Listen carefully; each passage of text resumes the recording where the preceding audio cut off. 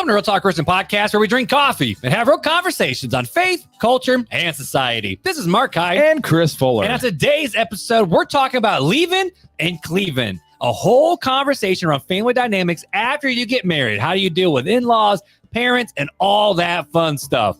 Fuller, you ready to talk about it? Let's go. Let's go.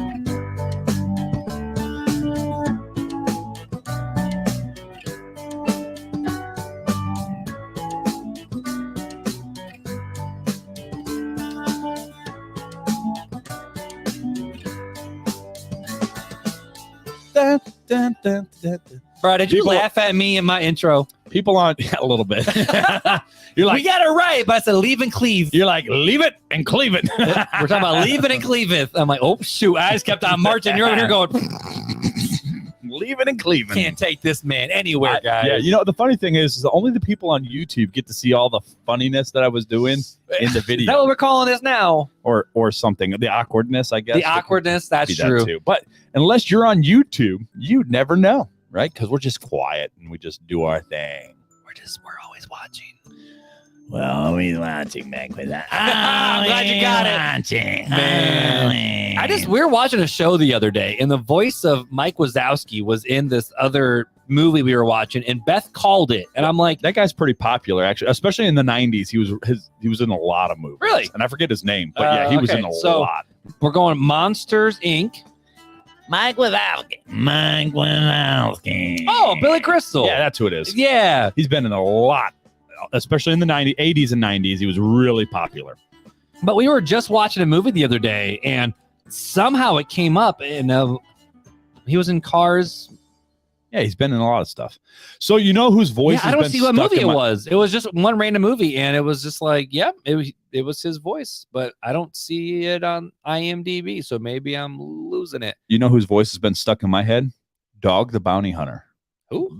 Dog the Bounty Hunter. Dog the Bounty Hunter? You've never heard of Dog? No, Dog the Bounty Hunter. Do you know why Dog the Bounty Hunter has been stuck in my head? That guy. He was he's been in Hawaii Five-0. That's the only reason why I know him. He kind of talks like this, I'm Dog the Bounty Hunter, kid. If you picture the most So I'm not like in a good way, but if you picture like the most picturesque Hollywood version of a man's man that drinks whiskey, smokes cigars, and rides a motorcycle Harley, like he is the he's the picture perfect person. So that's some nasty He's been stuck in my head because of a podcast I've been listening to called 2 Past Midnight. That's your neighbor's podcast, that's right? My neighbor's podcast.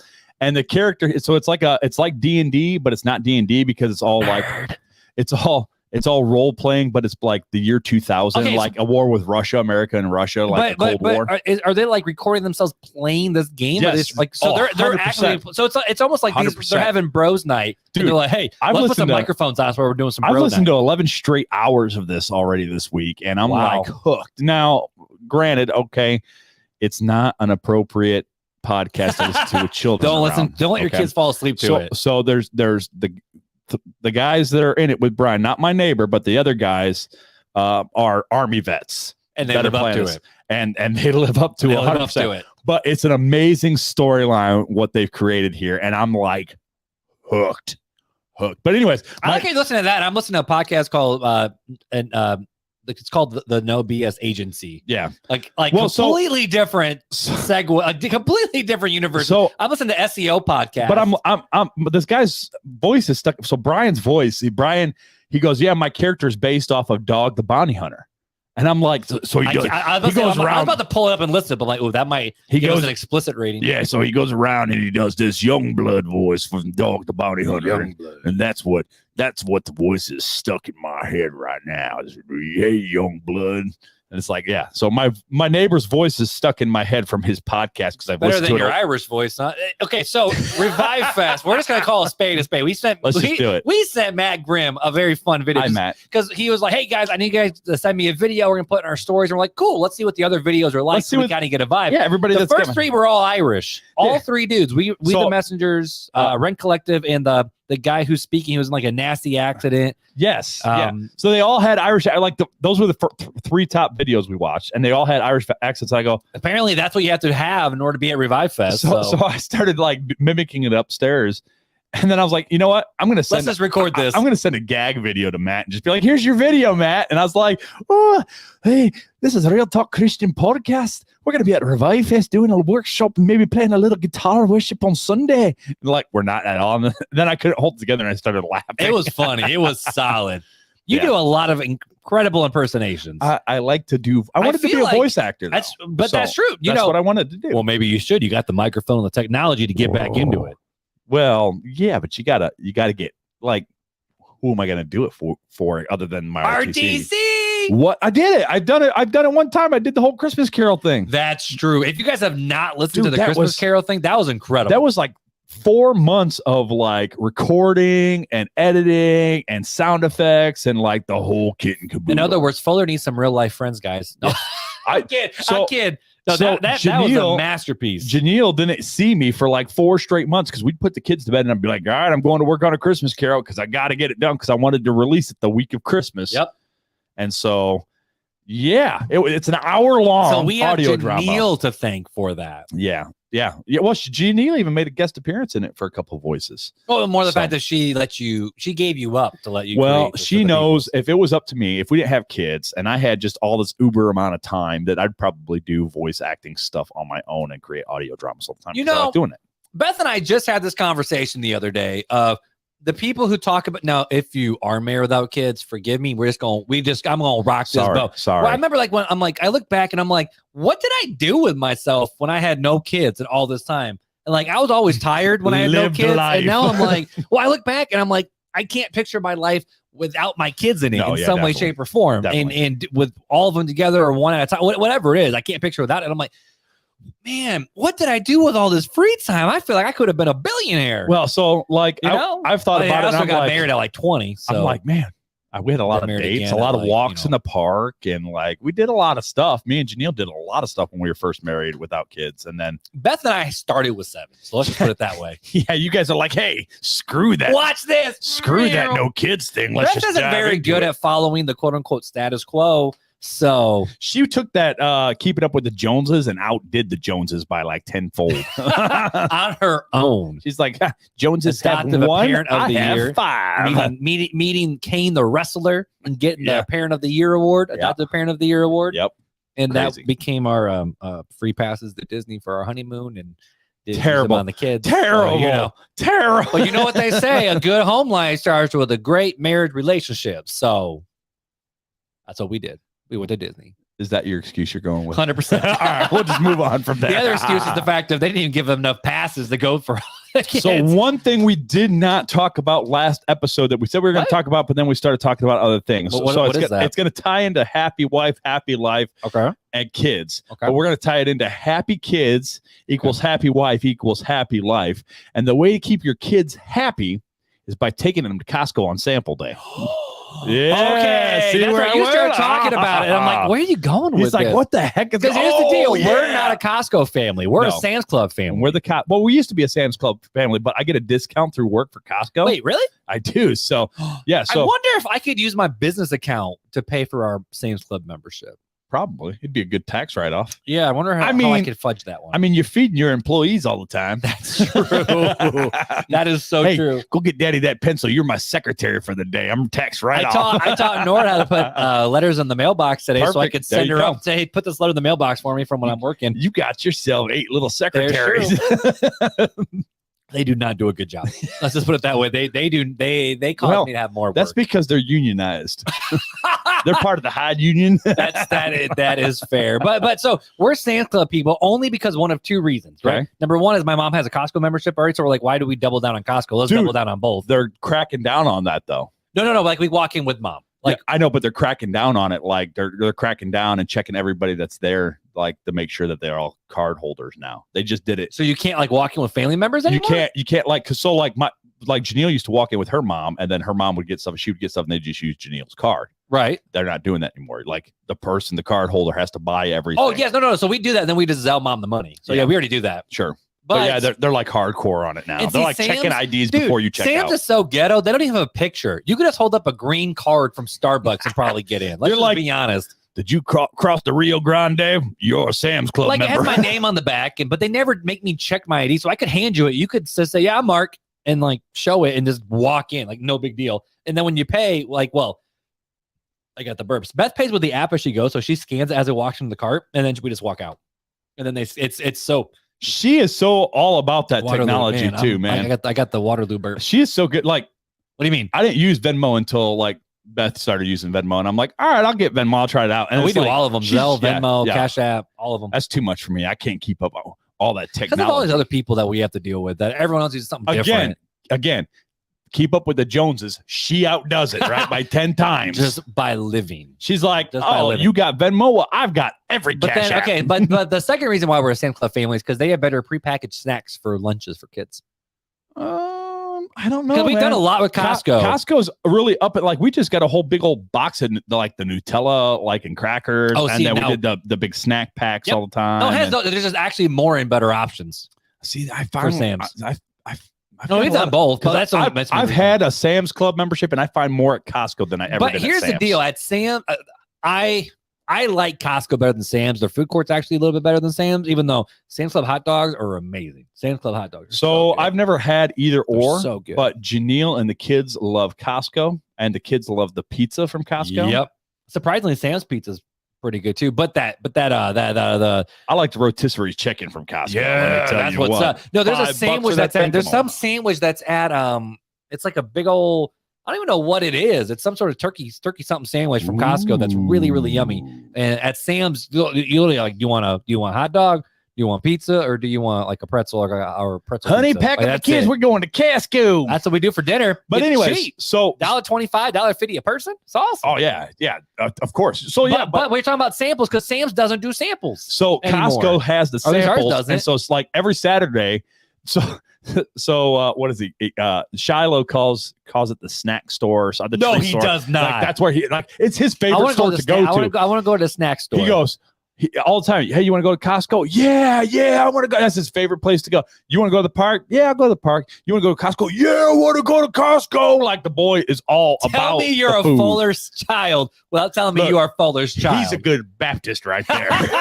He like that Tinkerbell. But he gets mad when if we'll see a snack we don't think he'll like, or like a sample, and we're like, no, and he's like, no, he'll eat every single sample, even if he don't like it. He's eating that sample. It's free. So how come when he comes home and it's dinner time, he's like, no, I ain't gonna eat any of this crap? So we take him to Costco for lunch and let him eat the samples. Go for it, bro. You guaranteed that silo will get filled up on samples. And you know what? Every time I try a sample, I go, man, that's really good. I bet throw one of them in my car. That's what they get you. Good. I know. Hey, I'm all about it. So at least I'm buying it when I'm taking the sample. That's true. My boy's just snacking. He's just there for the snacks. So he used to have a Disney shirt, and it had all the Disney park foods on it. Oh, and it said, "I'm just here for the snacks." That's good. That's really good. Speaking of Disney coming full circle with that. But dude, but so at Costco, have you been buying their coffees anymore? Or not too much anymore? Not so much. I tried a few. They haven't carried the Mayan blend, which is the last blend that I really, really enjoyed from Costco. And I've tried a few of the other ones, and I didn't like it. Actually, the last two we got, the Kirkland, and then Janelle wanted the Starbucks medium roast one, which is a dark roast. Yep. And I ended up grinding them and hated them so much, I gave them to my father-in-law because he likes the char. So I'm like, you can have it. You do you, Fundy Boo Boo. You can have it there, my good sir. I love it. I like to keep my taste buds intact. And speaking of taste buds, you and I are actually having a second cup of coffee this tonight. Yes. Normally when we record, we have coffee in the first one, no coffee. It's almost gone. Mine, you can see the bottom of my cup. Bro, yours is like gone. You got it's done. Anyway, so we're drinking the Brazilian one again. From Toccoa, the single origin. This one, so all coffees have a different taste if they're super hot or if they cool down. But sometimes it's better, sometimes it's worse, sometimes it's more velvety. This one's good going down. This one actually went down really good going down. Not hot, not warm, but like would be a good iced coffee. Yes, and that's what I was about to say. Like, if you put some ice in this mug, maybe we should start doing some iced coffees on the show. We should definitely think about maybe iced coffee at Revive Fest. I'm thinking, like we did last. I still got some La Columbas that I bought a month ago in my fridge, like we had last year. Were they the cans? I think is what it was. Yeah, the cans. Yep. As I'm over like going cracking on my hand. Look here. But I'm also drinking now that my coffee's and I got my water. But we're drinking Waterloo tonight, which I made a comment about water. Oh no, you're not. You're drinking the lemonade like you normally do. I'm drinking my neon green. It looks like on my TV. On our TV is weird. But so so I had my first Waterloo the other day, which for all you people, it's It's Texas bougie water. So, but everybody wants a little Waterloo. Yours is pink, but mine is blue. that's really good.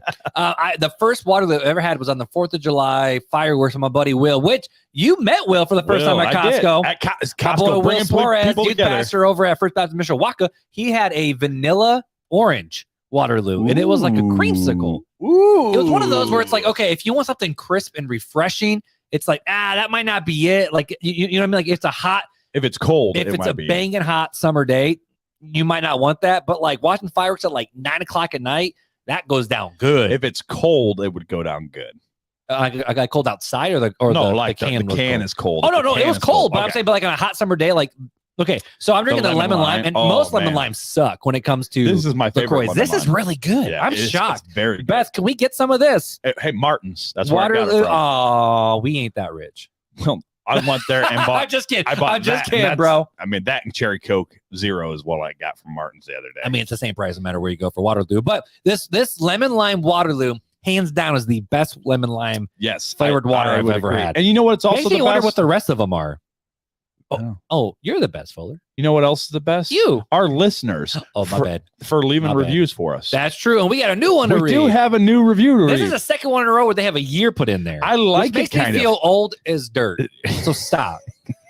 Dude, I was like 6 years old when this happened. Yeah, I was like 4. So this review comes from Tyler Kahn, 1995.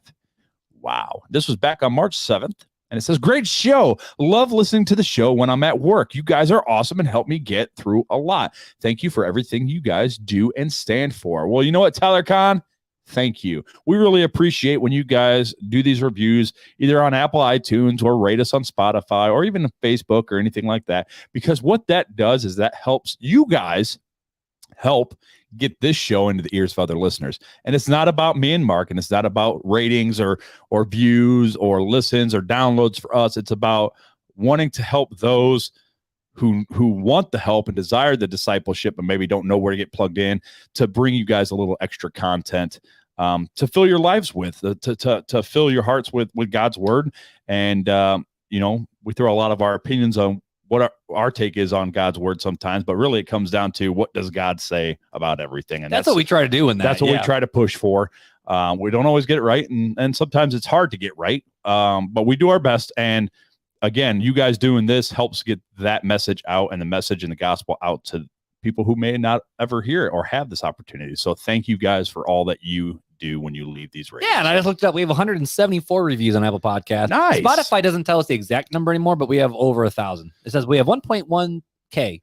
Right. 1.1K. So for all of you guys that took the split second out of your day to leave us a review, seriously, we it's awesome. I don't know what to say except for the fact of we appreciate it more than you know. Yeah. And so with that being said, why don't we go ahead and leave the banter and start cleaving to today's show? Oh, that was a good one. That was a good one. So again, second episode, we got a lot more coming. The Facebook group has started so many amazing different conversations. I was going back this afternoon trying to find where we were talking about in-laws and how to deal with boundaries,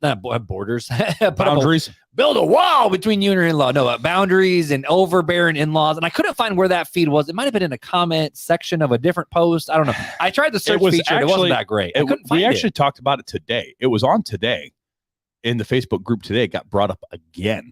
By me or somebody else? No, it got brought up in the Facebook group, and then you said something about... I said for research purposes. No, but there was something else that was said in the comment section, and you had said something, and then I got a message from somebody talking about boundaries and in-laws and all that stuff, and I responded, well, funny that you should mention that, because we got you, boo-boo. We're recording an episode tonight to be airing here in about 4 or 5 weeks that you'll be able to listen in, so...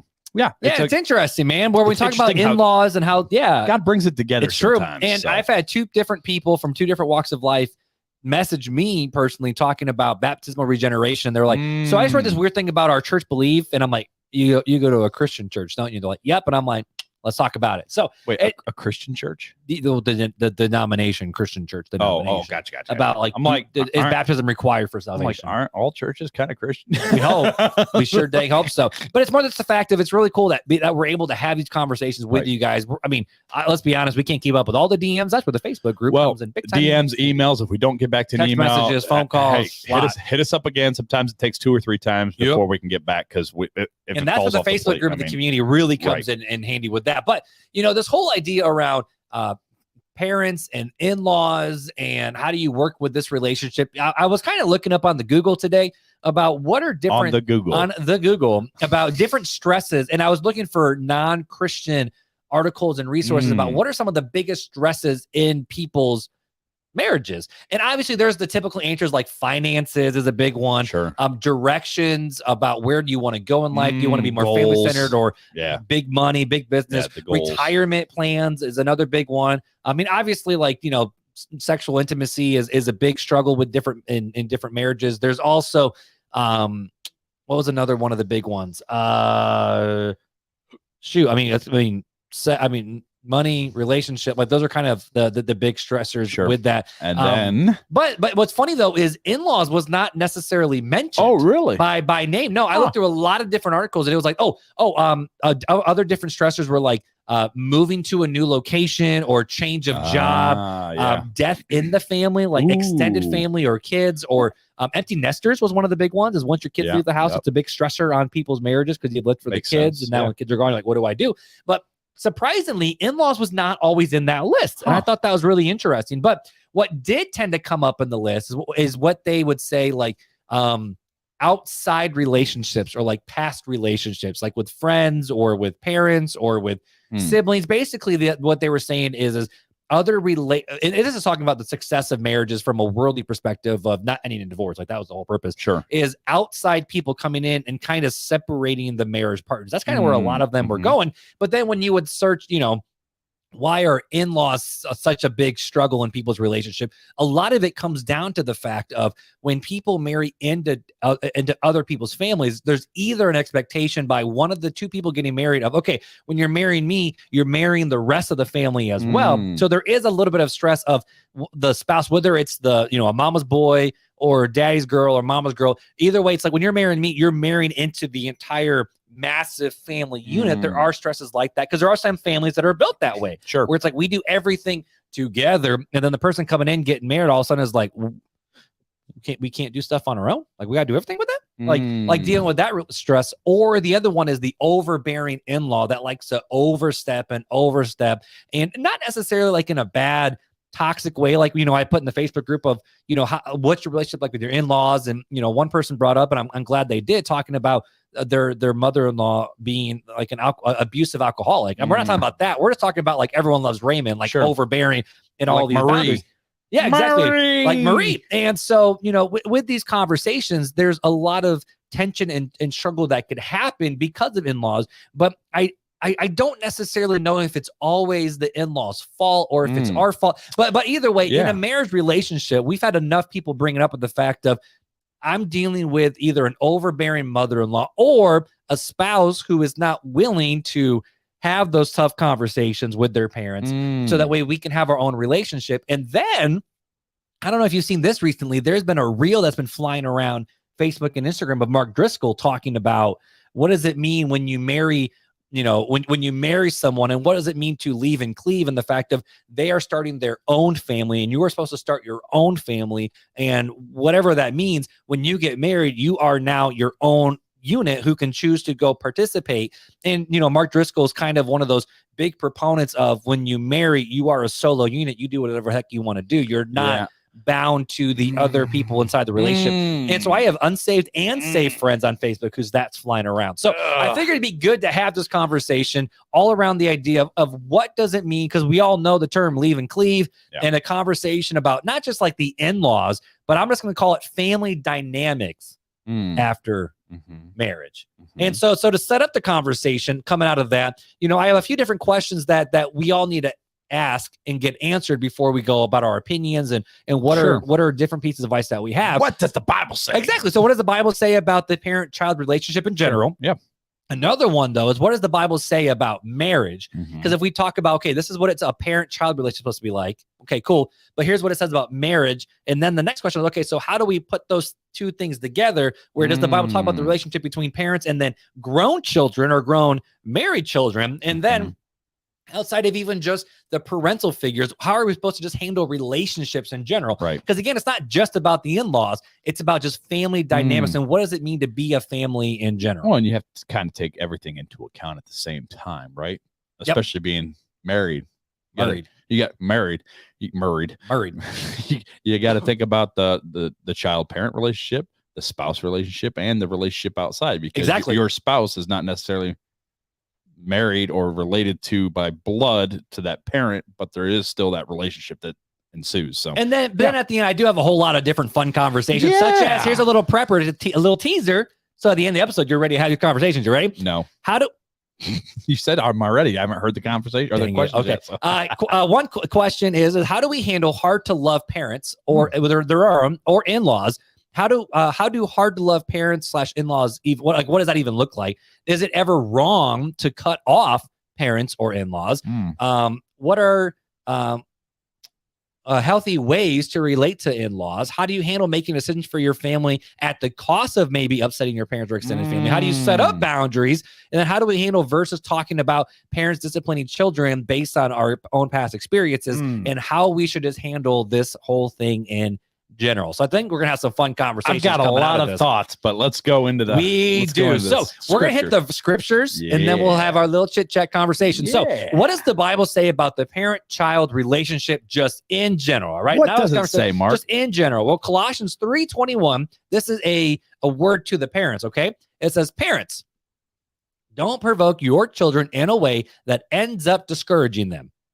All right. So as parents, we are not to provoke our children. In other words, or as the King Jimmy says, don't provoke them to wrath. Don't provoke them to wrath in a way that ends up just discouraging them. Another one, Proverbs 22:6, another word to the parents of train up a child in the way you should go. And when they grow old, they won't depart from it. Proverbs 15:20 says, a wise son makes a father glad, but a foolish man despises his mother. Proverbs 29:15, the rod and reproof give wisdom, but a child left to himself brings shame to his mother. Exodus 20:12 says, honor your father and your mother, that your days may be long in the land, and that the Lord your God has given you. Then Ephesians 6:1-4, which is probably the most popular verse about children, and where it says, so as for children, he's got done talking about slave owners and husbands and wives, so he's coming to the end of the family unit. As for children, obey your parents in the Lord because it's right. The commandment, honor your father and mother, is the first one with a promise attached so that things will go well for you. In other words, my kids, if you're listening, listen to your mommy and daddy because things ain't going to go very well for you if you don't. That's the Bible. That ain't me. That's the Bible. That ain't me. That's what Jesus says. That's a joke in case you didn't know. And you will live a long time in the land. As for parents, don't provoke your children to anger, but raise them up with discipline and instruction about the Lord. So so I think Ephesians 6:1-4, that's why I put it at the end, is it kind of self-encompasses all everything. Those verses where it talks about parents, raise your children in a way where you're not provoking them to anger or discouragement. Basically, you're supposed to build up your children in their own confidence and in, I just whacked my microphone, and in the things of the Lord. But that also doesn't mean you just let them do whatever the heck they want to do. You have to have discipline and boundaries and that's kind of what Proverbs 22:6 is alluding to, right? You're training the children up in the way they should go. You're building up, you're establishing them in a way. And if you're constantly berating them or tearing them down or doing screaming, yelling, cussing them out, whatever people do, then you're not training them up in the way they should. Well, you are training them up in the way they're going to go, right? Which is not going to be a good thing. So, and I think it goes into saying your past at some level can affect your future, right? There's certain triggers that you can have from your childhood that something can happen and it instantly triggers something in you because of the way you were raised, right? And so there's some validity. And the hard reality with this is, I was just talking about this with Beth the other day, the fact of you can have one family, 4 different kids, same exact parents, same exact style of parenting, and they all end up in different spots where this kid needs therapy because of all the things that went on. And then this other person's like, my childhood was great. What y'all talk about? Right. Y'all had these problems. Right. Is that a you problem? Is that a mom and dad problem? Or do I got the problems? I just don't know about it.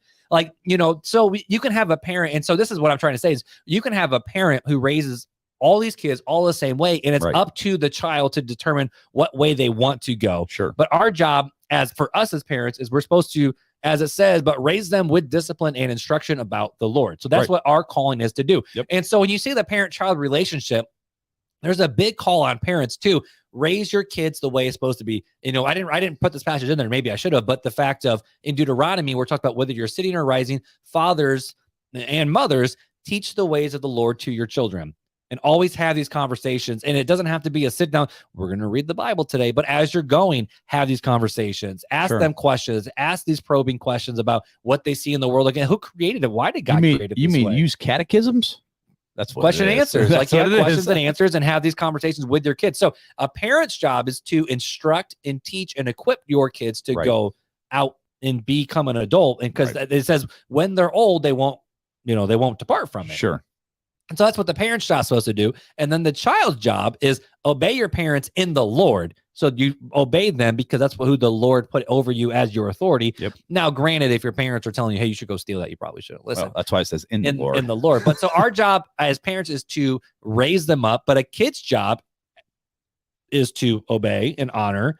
And actually, hopefully their parents teach them the right things, but honor them and obey them in a way that they should.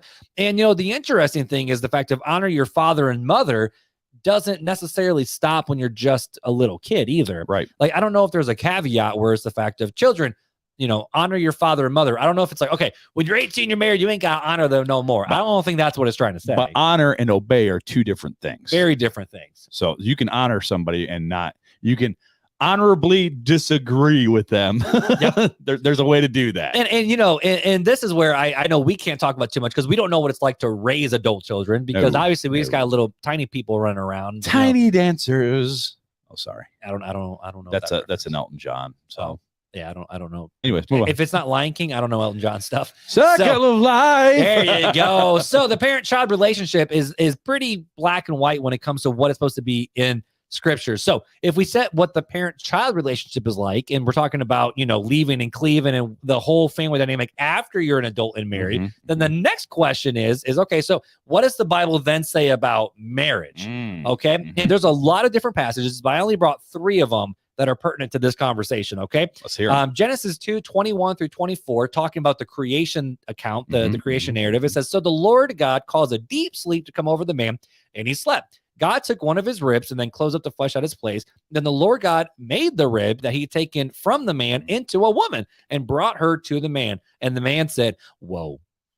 He said, whoa, man. I was hoping you got my dad joke reference. So he went, whoa, man. And he said, this one at last is bone of my bones and flesh of my flesh. This one will be called woman, for she was taken from man. And then this is where it gets fun.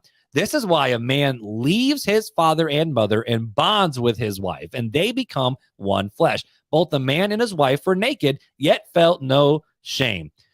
Speaking of kids, my wife just sent me a really fun text about one of our children. So apparently she's dealing with the parent-child relationship right now. And you saw it in between episodes of mine. Yep, sure did.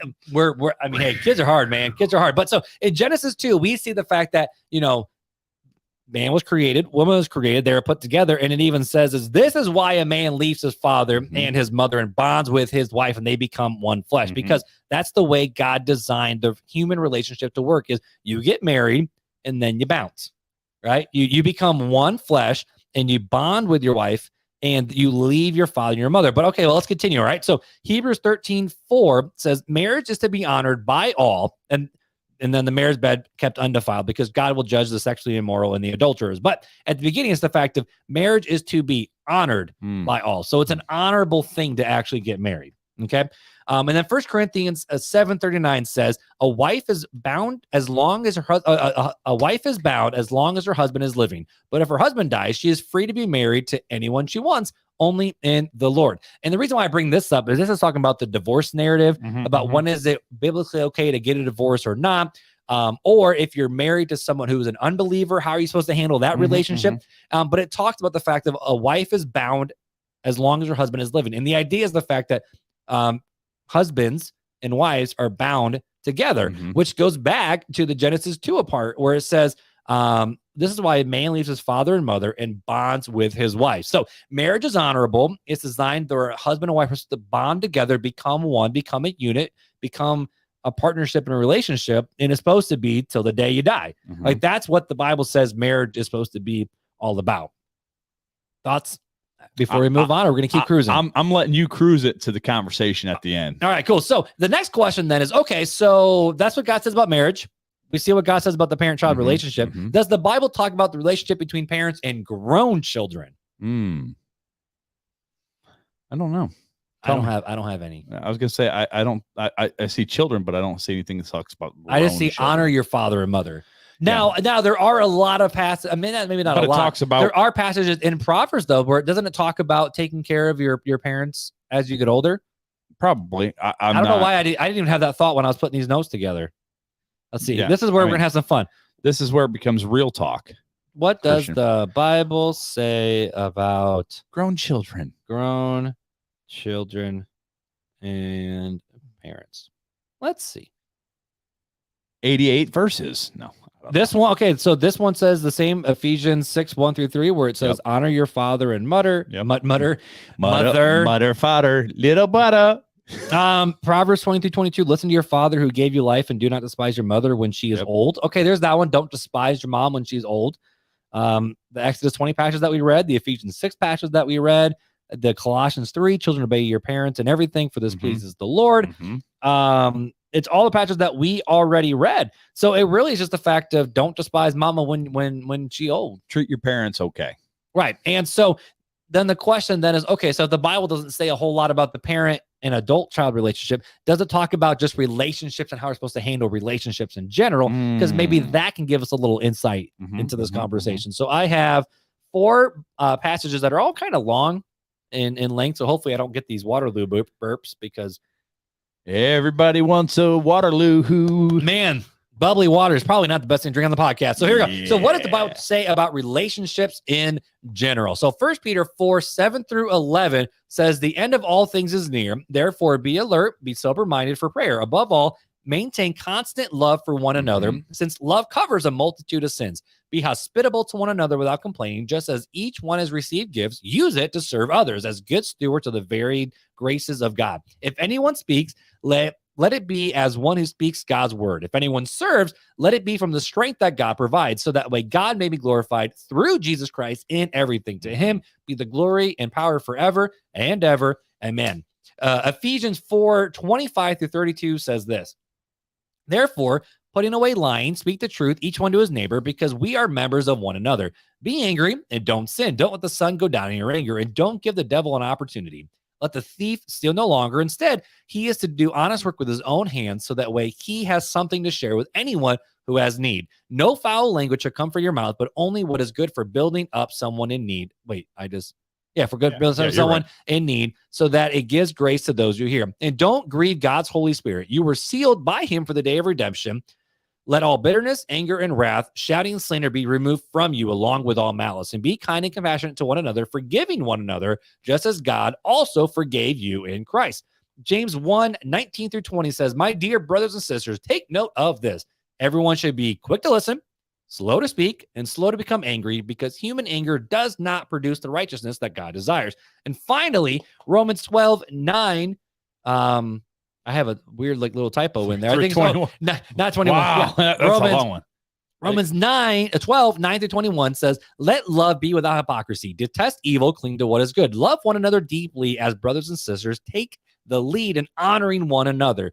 Do not lack diligence and zeal. Be fervent in the spirit. Serve the Lord. Rejoice in hope. Be patient in affliction. Be persistent in prayer. Share with the saints in their needs. Pursue hospitality. Bless those who persecute you. Bless and do not curse. Rejoice with those who rejoice. Weep with those who weep. Live in harmony with one another. Do not be proud. Instead, associate what is honorable in everyone's eyes. If possible, here we go. As far as it depends on you, live at peace with everyone. Friends, do not avenge yourself. Instead, leave room for God's wrath, because it is written, vengeance belongs to me. I will repay, says the Lord. But if your enemy is hungry, feed him. If he is thirsty, give him something to drink. For in doing, you will heap fiery coals on his head. Do not be conquered by evil, but conquer evil with Good. Do not be overcome by evil. Oh, I have heard that song forever. Evil with good.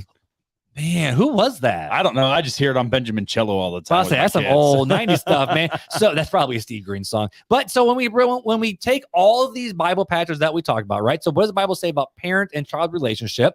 What does it talk about marriage? And then how are we supposed to handle relationships in general when it comes to specifically the in-law conversation? What can we take from all of this? And I think another question is this: why are in-laws sometimes so hard to get along with? I think that's part of another question that we have to answer too. I'll share my story with you. Ooh, story time with Fuller. I'll be vulnerable. I don't think I have any music to go for story time with Fuller. I'll be frank and Fuller with you. Frank and Fuller with me. Okay. Sound good, Tim?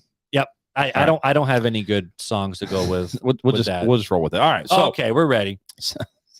All righty. So I can do the outro song.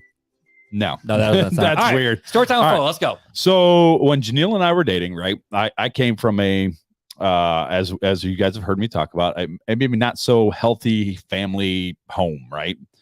Well, not maybe. Yeah, it definitely wasn't a family thriving home, right? Where we just weren't a good family unit. And so Janelle's family is a great family unit. They're very tight. They don't have any other family around this area, so it was just the four of them, right? They moved here from Ohio. They were the core unit. This is what they had. Not to interrupt. When did they move here from Ohio? I think it was 89. Okay. Yeah, Janelle was 1, so it'd have been 89. I wasn't born yet, Janelle. Yeah, so pre Timothy here. Nothing existed before me. I mean, oh, okay. Yeah, so they moved from Ohio, so they were literally here in northern Indiana on their own. Yeah, yes, exactly. No, they had no friends, no family over here, so they came here and they're their core unit, right? They did everything together, right? Because that's what they had. And so this is the way Janelle grew up. Holidays were together. Every holiday was special. Her mom made everything special. That's cool that her mom made it special. Oh, heck yeah. They went all out, right? The core leave it to beaver type family ideal. Right? Okay. Just outsider looking in, right? Me looking in from the stories I've heard, right? They're definitely leave it to beaver. Hey, let's go down to the creek. We're such a cool family, which is great, right? Love you, Dad.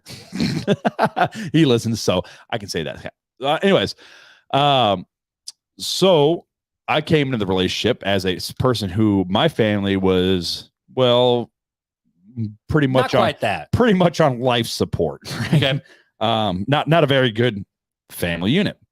And so when we were dating, I felt very much like, oh man, do we have to do everything with your parents? Does every holiday it has to be with your parents? Why is it? Well, I mean, what's so special about Memorial Day? Other than we're honoring nobody is a veteran around here. We didn't, nobody died in this immediate family. So why are we having a Memorial Day party and a Labor Day party and a 4th of July? But it's like, oh come on, because I hated holidays at that point because my family unit was. A holiday meant we were going to fight and argue, right? So there's an old joke that it's not a true Fuller Christmas unless there's fighting and arguing, and usually somebody gets asked to leave. That's a Fuller Christmas. So that's where I come from, right? And so it was very annoying to me, and it caused a lot of stress between Janelle and I. Because Janelle was very close with her parents. Because Janelle was very close for they did the. Well, I know Janelle has a sister. It's just. Yeah, it's just them two. Just two kids. So they went and did Christmas tree cutting down together. They did Christmas cookies together. They did this. They had all these family traditions, and I'm like, can't we just start new stuff? Kind of stuff similar to stuff that start our own traditions. Yeah, why do we get to all this stuff? And Janelle's like, well, you're not doing anything. And I enjoy doing this stuff with my family. It's not that, she was doing it because she had to. She really loved it. They were a core family, healthy unit, and they enjoyed spending time together. But this is not something I was familiar with. So it caused a lot of contention in our dating and even into the early part of our marriage, first year or two, about what are we going to do for Christmas? What are we going to do for this? Are we going to go to all these, blah, blah, blah. And slowly over time, I discovered that, I kind of enjoy doing these things now too. I enjoy going to get the Christmas tree. I enjoy doing these little family traditions that they have. And the more I spent time with her family, I'm like, this This is what a family, look, we can get through a whole holiday with no arguing. So I think coming at the in-laws, right? So my first perception of my in-laws was, oh man, they're overbearing or all this. But it wasn't that it was anything wrong with my in-laws or what they were doing. It was my perception, right? It was because of the past that I had and the baggage that I was bringing into this relationship because of me that I had this bad connotation with what was going on. I felt like they were being overbearing, like we always had to do everything with them. That was just my first initial thoughts. And not that I didn't love them or want to spend time with them. It just felt like we had to do everything with them. And now it's like, I'm always looking for a reason to go over and hang out with my father-in-law now. Like, hey, you want me to come over and fix your lawnmower? Yeah, come over and do this. We'll hang out. But I think that's part of the conversation with this is, with this conversation, it's you had phenomenal in-laws. Yes. You just had to work through your own past trauma from your childhood. Right. And that's what I want to bring in, that just because you're looking at a situation doesn't mean that what's going on in that situation is necessarily the problem of the other party or the in-laws. It could be, and I'm not saying it always is, but it could be like in my situation where it was a me problem, right? Mm-hmm. Because of my past and the baggage that I brought, it was me. And once I got through and worked through that baggage, I realized, no, this is a really cool thing. And I thoroughly enjoy it. And so that's where I would say point one is with your how to handle or love your parents or in-laws, right? Sometimes let's take a step back and judge the situation from an outside perspective of, is this a bad situation or is it a me thing? Mm-hmm. Now, getting into the flip side of that conversation, right, where you have some terrible in-laws, mm-hmm. right? Say you've got some in-laws that are berating your wife, right? Constantly putting your wife down, making fun of her, just constantly tearing her down, right? Not doing anything that we're talking about, how children and parents should uplift each other, not cause their children to wrath, how we should treat each other in general, building up, not being, slandering each other, all these things, not speaking evil of each other. So we look at it but that's what they're constantly doing. And as a husband, right, what am I supposed to do? And the flip side, as a wife, as my in-laws are doing that to my husband, right? Could be either or. To your husband? If I was a wife. Oh, my bad. I said as a wife. Yeah, got you. Wow, that. As a wife. We need to revisit our conversation from a month ago. Right. Hey, we might need Morgan back on that. Oh, goodness. Anyways, but, so how do you handle that situation? And I think, and this ties into another one of your questions here, and I don't mean to jump on, but this is honest conversation time. We looked at what the Bible says, so let's talk about all these questions kind of tie together a little bit. So you got here, is it ever wrong to cut off parents? We're jumping into that one already. Well, I'm kind of tying them all together. I'm going to kind of walk through them and kind of give you my, in this scenario, right? Okay. And we can go back and forth with this, but I would say for me, I would always try not to cut anybody off if at all possible, but it's not always possible, mm-hmm. right? So there's just times where you got to kind of dust off your feet and go on. Yep. But I would make sure you make every attempt, or I would make every attempt. I guess I won't say you. I'll say me, right? This is my opinion time with Fuller. Okay. I would make every attempt to not cut that relationship off if at all possible. Which we had a whole episode about what to do with toxic relationships. Yes. That might be a good one to revisit. Yeah. So for people listening. Now, I think it's important in those toxic relationships, right? If you're going to try to work through them, that you set up one, boundaries. Mm-hmm. And two, you have to realize that sometimes you can love and have a relationship, but keep them at arm's length. Okay. What do you mean by that? Keep them at arm's length. So I can go to, I can go to a Fuller Christmas, right? So I said a Fuller Christmas. It's not a Fuller Christmas unless somebody's arguing and gets walked out. Yep. I go to a Fuller Christmas and I can be involved, but I don't have to speak my opinion about everything. I can keep it to myself. And then if the berating starts happening, say my parents were berating me or berating Janelle, right? Or my kids, I could say, all right, well, I guess that's our cue to leave. And we could just get up and go. And I don't have to argue about it. And I don't have to get into a big scene about it. I can just remove yourself. If this is the way we're going to treat each other, or you're going to treat me or my spouse or my kids, then we're going to go ahead and excuse ourselves. We love you guys. Hope you enjoy the rest of your holiday, and just leave, right? Remove ourselves and be the peacemaker, right? Mm-hmm. We're not causing contention or not trying to cause contention in the family, but we're also not not addressing it. You know what I mean? So we're setting up the boundaries that, hey, here's the establishment. If you're going to treat a family like this, we won't be here. That's the boundaries you just set up, holding them at arm's length, saying, all right, there's the boundaries. You've crossed it. That's too much. We restate the boundaries and then we pack up and leave because they've crossed the boundary. Right. So that's what I mean by loving them at arm's length. Gotcha. You can still be loving and kind and gentle towards them. You don't have to scream and yell at them and say, how effing dare you talk to my wife this way, you blah, blah, blah, blah, blah, blah, blah, blah. You don't have to do all that, right? You can lovingly stand up and say, listen, this is not how we treat each other. This is not how family treats each other. This is not how God would have us treat each other. I cannot allow that. This is my wife. We are one, and I will stand up for her. Or my wife would say it to me, or I would say it to my kids. These are my kids that God has put me over, right? I'm a steward of them. I have to protect them in their heart. I'm their protector and their provider. And I have to protect them now from this situation.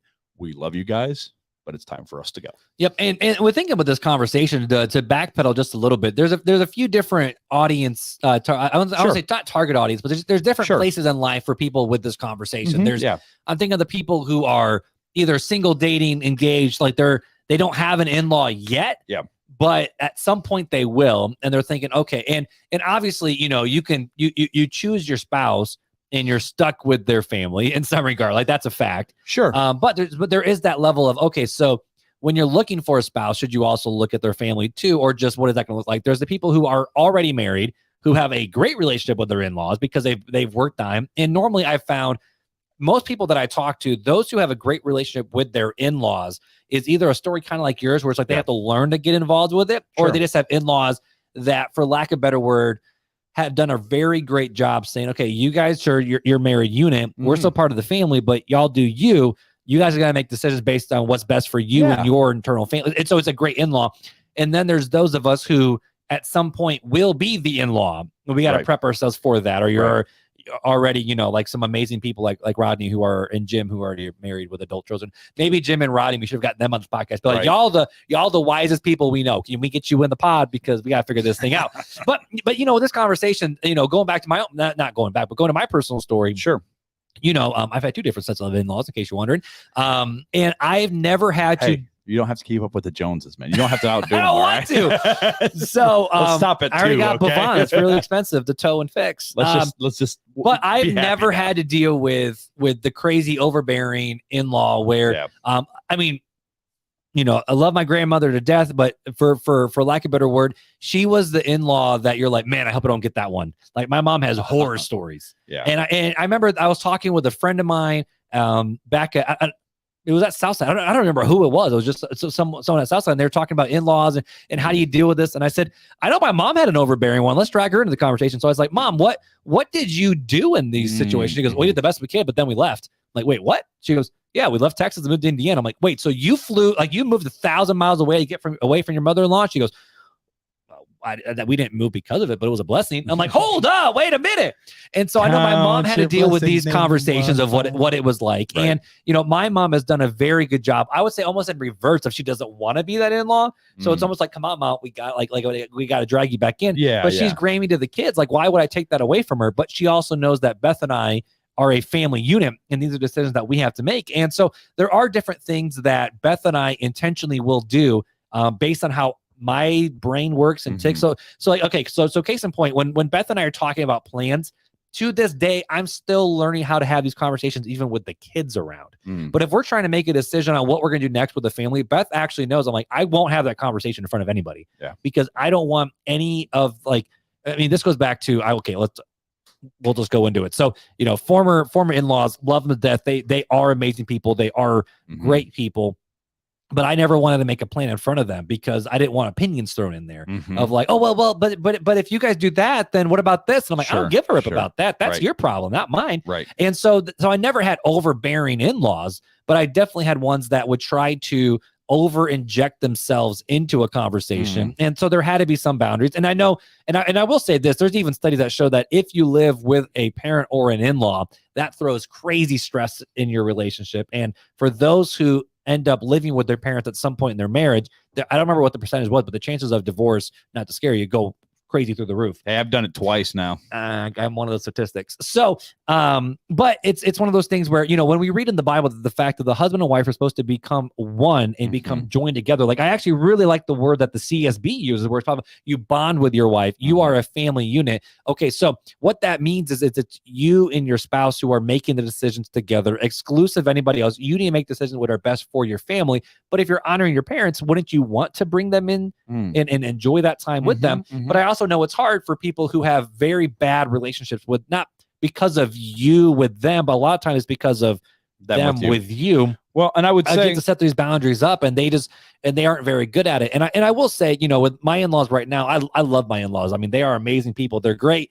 There definitely are some shortcomings and things that are frustrating to deal with. Just like I'm sure I'm frustrated. Actually, I know I'm frustrated to deal with from even Beth's perspective. So, but Beth is amazing when it comes to, no, these are the boundaries. That's what we have to do, and let's do it. But at the same time, it's one of those things where it's like, don't we want to raise our kids knowing their grandparents and having these stories and having these generational legacies in that? But I also know that my mom raised us in such a way to go out, but that we love coming back home and being with her too. And so I know I'm thankful and blessed with that. Well, so how do you handle a bad toxic in-law? My only advice is move 1,000 miles away like my mother did. That's the only advice I got, because I know how to live it. So to me, there's a difference between toxic and just personality differences. Okay, lean into that. So a personality difference, I'm an introvert, right? You're an extrovert. Right. There can be some personality differences. I get burned out real fast. You thrive off of connections with people. I will say the older I get, the more I get introverted, just because I'm old and tired. We'll say you're Janelle then. All right. Because Janelle's a total diehard extrovert. She recharges by being with people. 100% she does. I'm an introvert. And it's caused internal relational conflict because of personality differences. Right. Okay. Not that she's wrong or that I'm wrong. When I go, hey, I just need a day home alone. Like, you and the kids are fine, but I don't want to nobody else. And she's like, well, I want to go out and do this. And it's caused conflict. All right, what do? How do we walk through this? How do we resolve this? And we figured out what works best for our family, but it's a personality difference. It's not necessarily a right or a wrong, right? It's not a toxic. So I would say first you need to establish, is this just a personality conflict or is it toxicity? Okay. Right. And then I would look at, because there is safety and well-being. Like I know people in the Facebook group are talking about like abusive parents, alcoholic parents, 100%. And that's easy. It's like that. Those are the easy ones to spot. Right. Those are the easy ones to spot. But for me, coming into my in-laws, right, it was a personality difference, is what it was. And sometimes it's opinions based on what you think versus this thing. To me, I was the one in the wrong. Ultimately, is what I decided, because my in-laws were the ones that were saying, "Hey, listen, you guys are a family. You guys need to establish you. We love having you. We'd love to have you guys, but you guys establish you. You make the decision that's right for you, and we don't want to come in between you guys." That's how my in-laws have been unchanging my entire marriage. The only person that's changed is me, as far as that aspect goes.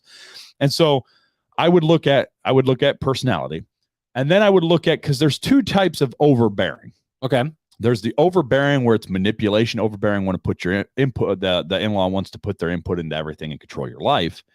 And there's overbearing because they love you so much that they don't want to see anything wrong or bad happen, and they're trying to give you the best advice that they can, because they love you. One's more controlling, one's manipulative, and one I would say is almost overgiving. Yes. Is that the best way to put it? One is manipulative because of what they want to get out of it. Right. And one is overly bearing because they love you and don't want to see you make the same mistakes that they made.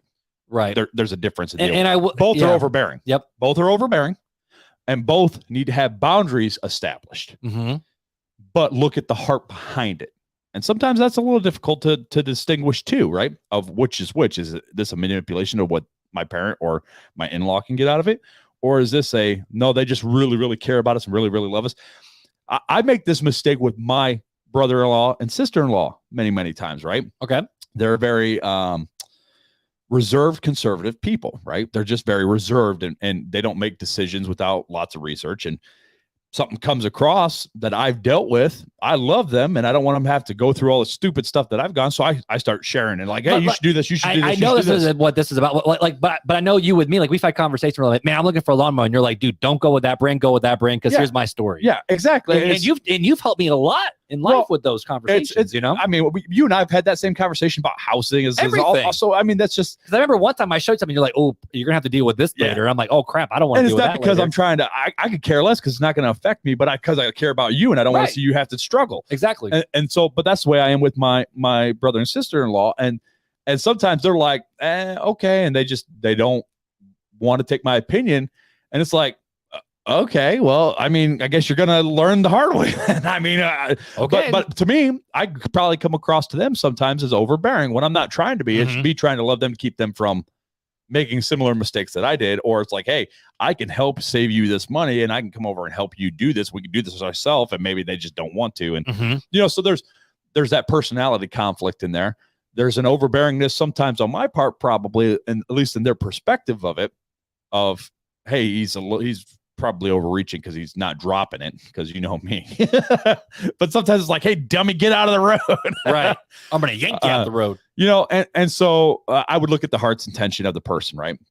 Because I'm not trying to be, I have no personal gain in that matter, right? If I'm telling them, okay, don't buy that car, X, Y, Z is Y. I think if you bought that car, you'd be really unhappy and you probably shouldn't do that. You should probably look at this car. They might see that as overbearing. But for me, I'm not trying to be overbearing. I'm trying to help them. But that's also understanding. And I think this is where it goes back into, and I wanted to lead into this conversation a little bit with decisions. And I want to talk about, okay, so how do we make decisions as spouses when we deal with in-laws in those situations? Sure. But what I've always appreciated about you is you always go, okay, you don't have to do it. This is just my opinion. Right. And this is what my mom is notoriously great at doing. She goes, no, I'm not telling you what to do. But if you want my opinion, I've never said, no, mom, I don't want it. Yeah. She'll say it, but then it's still up to me to make that decision. 100%. And she's never held it over my head of like, well, I told you not to make that decision. Like, and I try to take her, wise counsel. My mom has proven to have wise counsel in the same way that I know you feel that like with your in-laws. Yeah, definitely. Of you feel like your in-laws have proven to you that they have wise counsel. 100%. So your father-in-law could say like, do what you want to do, but just if you want my advice, here you go. Right. 100%. Yeah.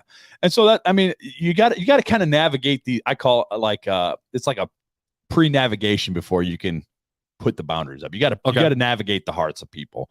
And it's not everybody's got incredible in-laws, right? Some have really bad alcoholic in-laws. They have abusive in-laws. They have verbally, physically, spiritually. Yeah. I mean, yeah, they're just, there's some. Well, I mean, there's even the one, I can't remember who was in the Facebook group where they both are first generation Christians. And they're like, when I just go back home, it's all about drinking, smoking, chewing. And like, we don't even want to be in that environment. So what are you supposed to do? To me, you just set up here's the thing. You can't set up boundaries on the fly, right? Don't set up boundaries. Yeah, lean into that a little bit. In the middle of conflict, you can't then just choose to set up the boundaries. Set up the boundaries when the conflict's not there yet. Yep. And that way you have something to say, look, you've crossed the boundary. This is the boundary. You agreed to this boundary. You've crossed that boundary. Here's the result of crossing the boundary. And just lay it out. It's just like your kid, right? You can't discipline your kid if you haven't first established the boundary and you just making up boundaries on the fly. Right. That's not how it works, right? They'll never be able, they won't understand. There'll be a lot of hurt feelings. But if you establish the boundary for your child before they cross the boundary. If you tell your child, do not steal, if you steal, X, Y, Z is going to happen before they steal, and they steal, they know the consequences. They know what the consequences, right? Exactly. And you don't have to think about it, and you don't have to deal with it out of emotion. You go, okay, this is what you did. Right. Policies are made in the light of day. Heck yeah. And so rather than, all right, you stole, and I can't believe the embarrassment of you stealing. I'm going to beat you. I'm going to whatever, because you're emotionally high strung at that point. Same thing can happen in our relationship with in-laws, spouses, children. Same thing can happen if you haven't established those boundaries before the emotions are there.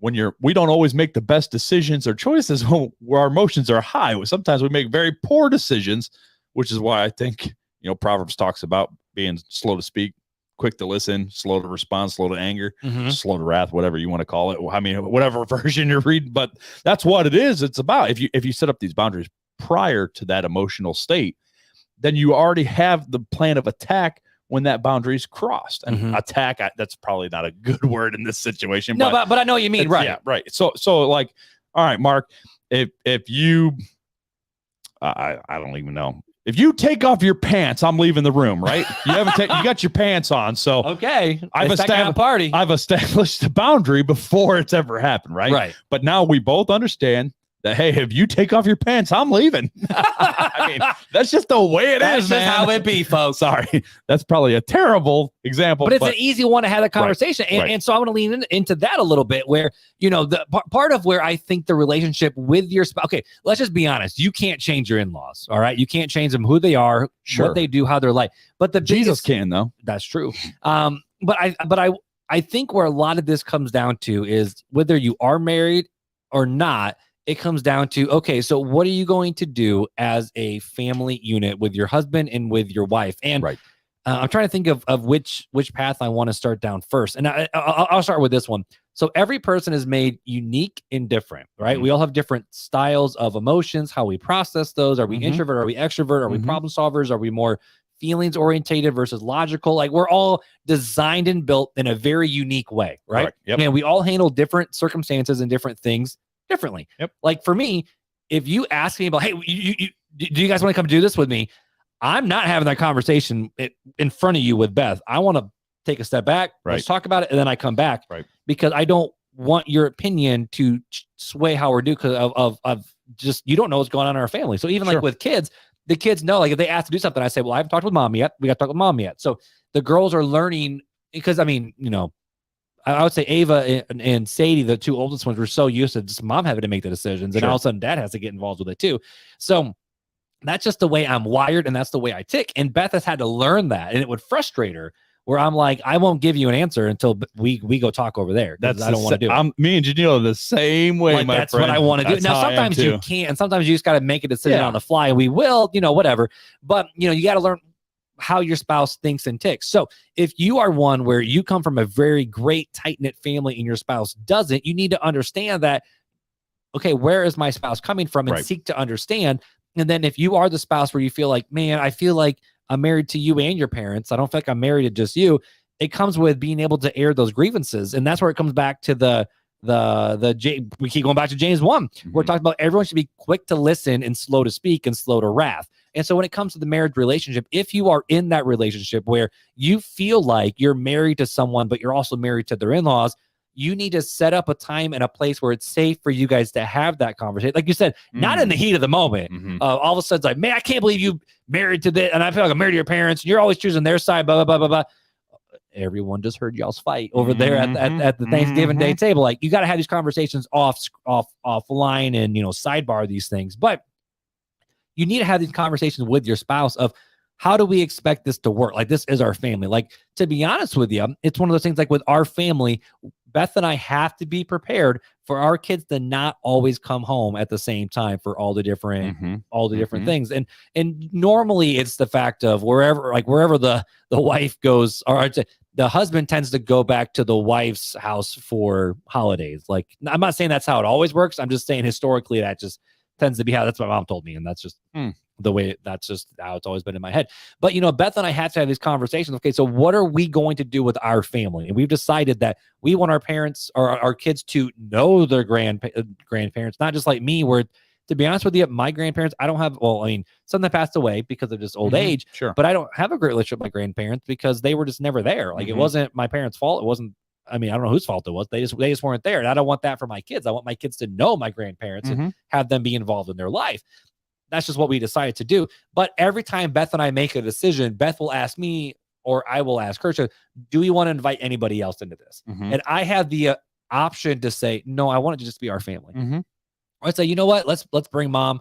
Let's invite my sister. Let's invite your family. Let's try to figure this out. Let's go down to your families for this. Okay, our house can be the center spot for Thanksgiving because it just makes sense. So there is give and take. But the thing that I think Beth has done such a great job at is asking the question of, okay, so she knows how my brain ticks these days. Okay, do you want it to just be us, for it to be our family, or do you want to invite other people along into this mix? And so for Beth and I, with this conversation, we always start with, okay, what do we want our family to look like? What decision do we want to do?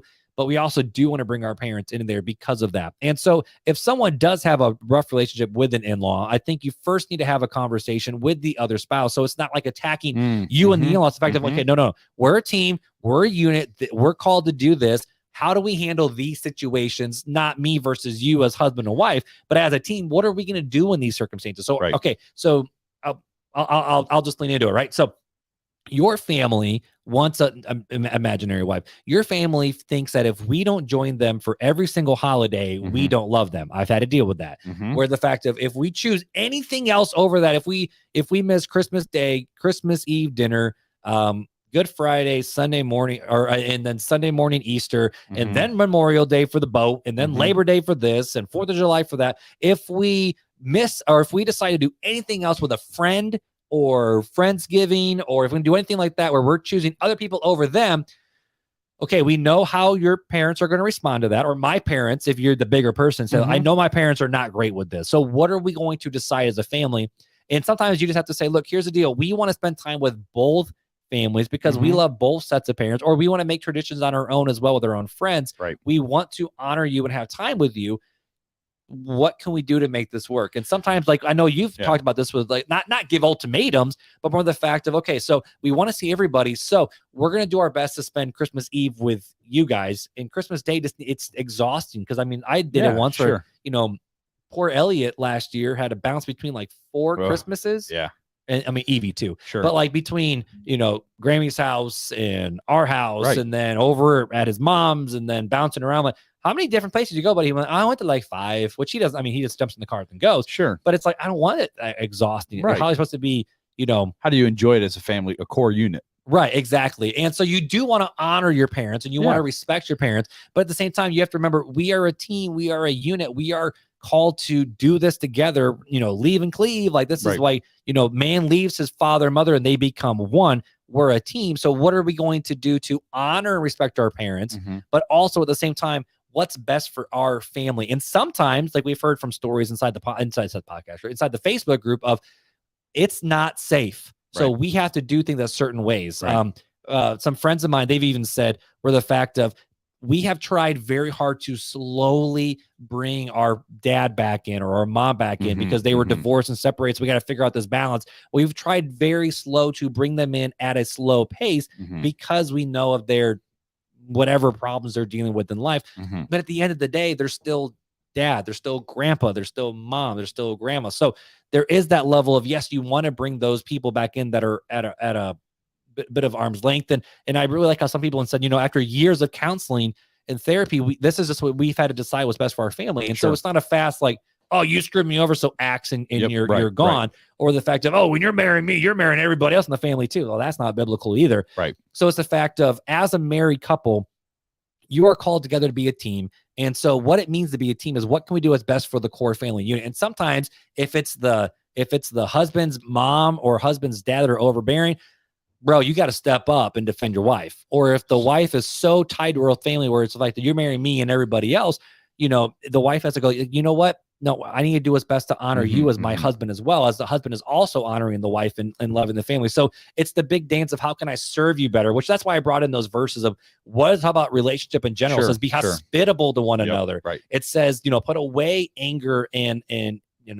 put away lying, but speak the truth each one another, because we're members of one another. If they're also Christians, we're called to be part of one body. No foul language leave your mouth. Be quick to listen, slow to speak. I almost said quick to listen, slow to listen. Quick to listen, slow to speak. And as much as is within you, live at peace with one another. Right. And so there's a level of, we need to protect our marriages and not let our parents control our marriages or step into our marriages. But at the same time, we need to honor our parents in the best way that we can. And just remember, I'm not sure how else to land the plane besides that. So I got a couple things here. Yeah, go for it. I'm gonna tag on to the end of that, and then I'm going to ask a follow-up question, which we can flesh out, and then we can land. Cool. So actually 2 questions. Oh, so you're gonna be a Baptist and go for 3? No, just 2. Okay, just 2. So the thing I want to say is, just remember that they're probably, it's okay when you're making these calls as a family unit to make them, right? So there's times where you have to disappoint, right? And disappointment's going to come. If you can't make everything, if you're a good core family unit, or your spouse has a good core family unit, there's going to be disappointment. And just because there's disappointment doesn't mean that you have to feel shame for not doing something, right? I want to encourage that it's okay. And I do know there's a lot of in-laws that do that. It's okay for the in-laws to be disappointed. Yep. And I would think that, like, I think of my mother-in-law, right? My mother-in-law, I am sure, she's never said this to me, but I'm sure that at times, like, because I give them, they get Christmas Eve, right? And Christmas Day we spend as a core family unit. That's kind of the way we've been doing it recently. And I'm sure she's disappointed that she doesn't get to see her daughter and her grandkids on Christmas Day.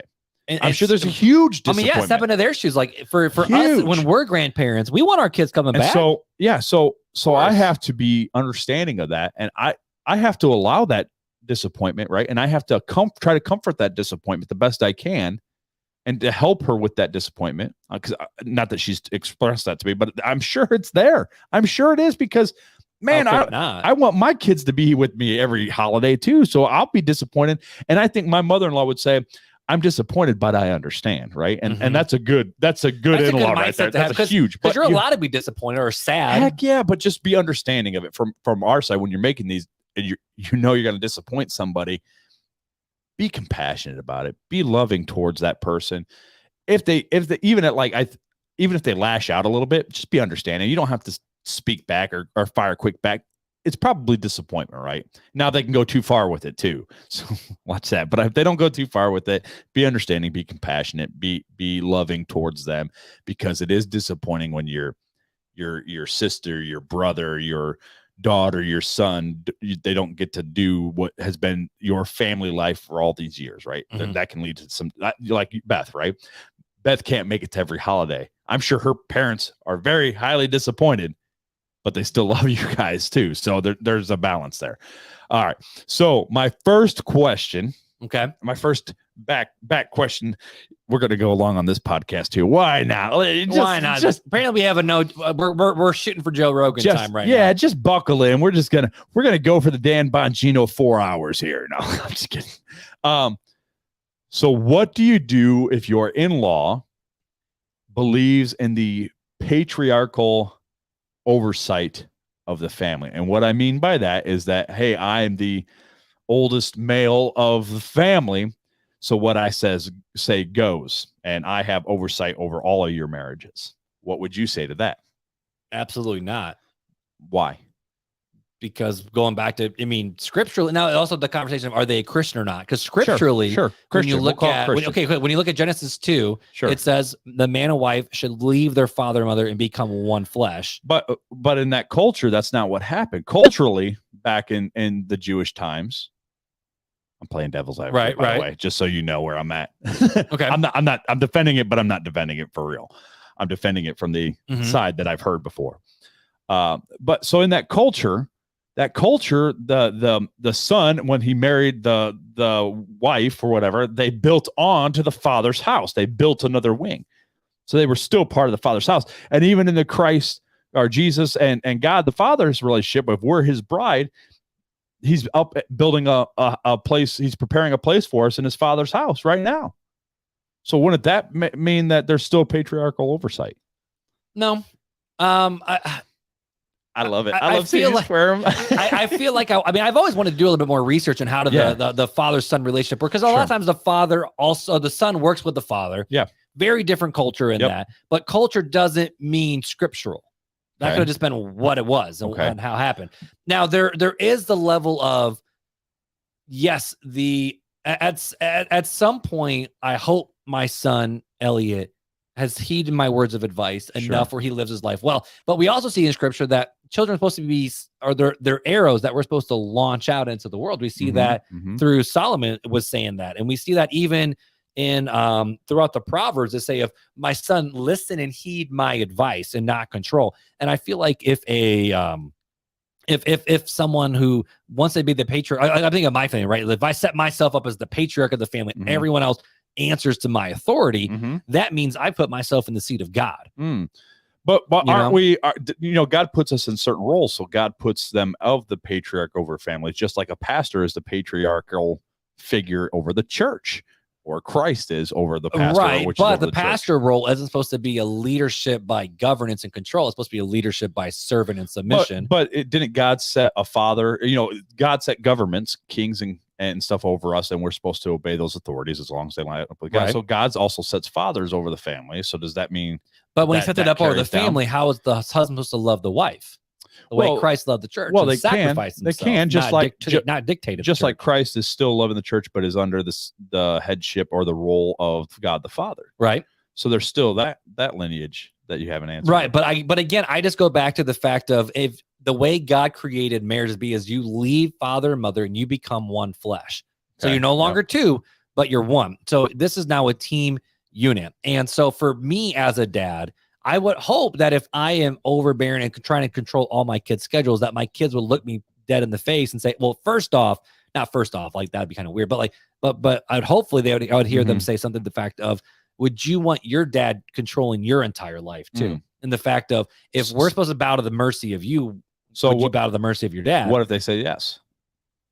Then I would hope my son would have enough. I would hope my son would have enough wisdom to put a strong boundary in place between me and him. Yeah. So to me, I would agree. You know, again, we're launching our arrow out. Right.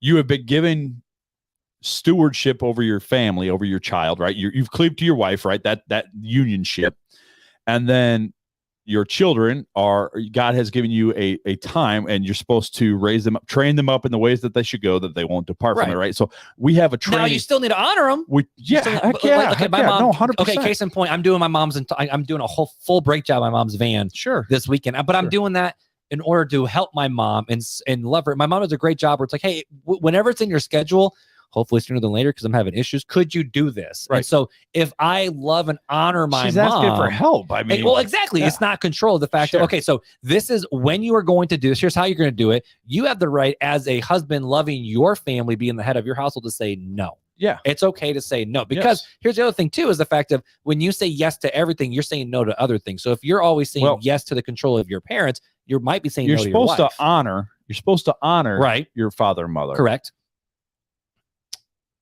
But you're supposed to love your wife. Correct. As Christ loved the church. So what happens when the two contradict each other? You always choose your spouse.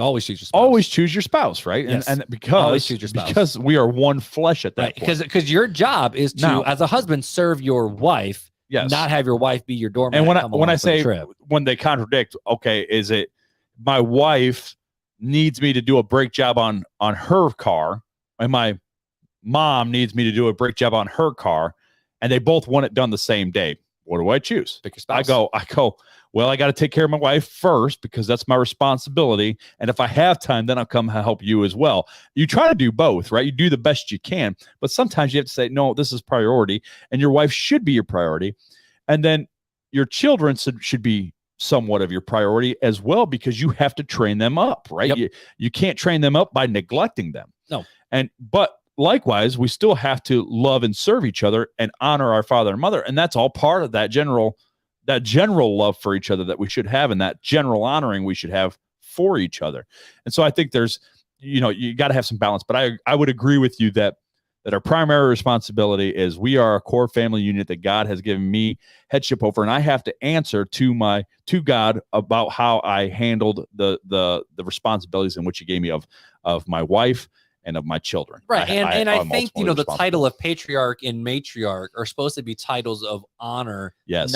Not what's the word I'm looking for? Almost like I think of like Charlemagne when he was crowned king of the Holy Roman Empire, and he wasn't crowned. He took the crown and crowned himself. Right. And a lot of times, a lot of people who have power struggles and control, it's these either, men or women, because it's both, they want to take all the authority and say, no, I am the matriarch, I am the patriarch. You are going to do what I tell you to do. Almost like the crown, where it's like you serve the crown, right? And I have it, so you're going to serve me, right? Whereas, like my mom, I actually told Beth this a couple of weeks ago before we even had this conversation, where it's like my mom's the matriarch of the family, because she is, but that's a place that I want to give her of that honor. But it's honor. It's honor. It's not her taking it. No, it's not control. It's a status of honor, right? Which is different. That's why I said in the very beginning, there's a difference between honor and obey. Right. There's a difference, right?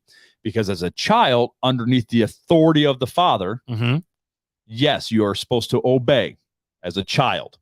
But when you have departed, you are no longer under that headship. You're under the headship of Christ and those that God has put over your life, such as your pastor, your eldership, the government.